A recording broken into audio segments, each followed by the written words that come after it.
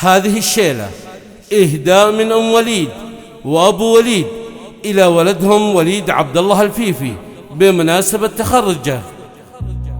مبروك يا حر شبوحه طويلات، يا الشهم يا خيرة قروم الرجال. وليد عسى يسعدك رب السماوات، ويحفظك من جرى الدهر والليالي. مبروك يا حر شبوحه طويلات، يا الشهم يا خيرة قروم الرجال.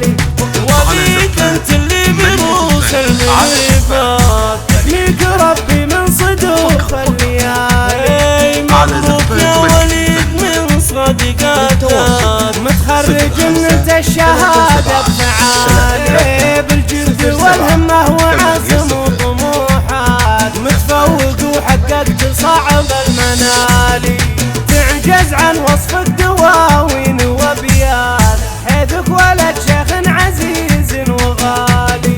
ابو وليد ساس الجود شيخ الصعيبة، راعي وفا معروف اول وتالي. امك اميره بين كل الاميرات، متصدره في قمه المجد عالي. هدم وليد ام الخصال الجزيلات، مكانها معروف بين الغوالي.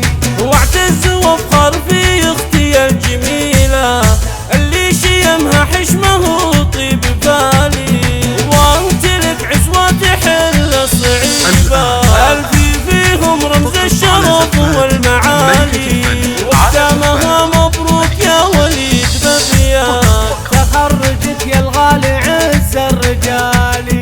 مبروك يا حر شبوحه طويلات، يا الشهم يا خيرة قروم الرجال.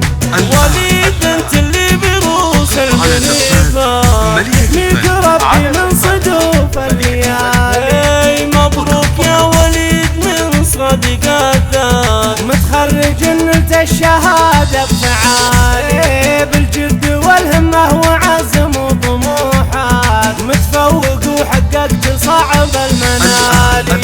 تعجز عن وصف الدواوين وابيات، حيثك ولد شيخ عزيز وغالي.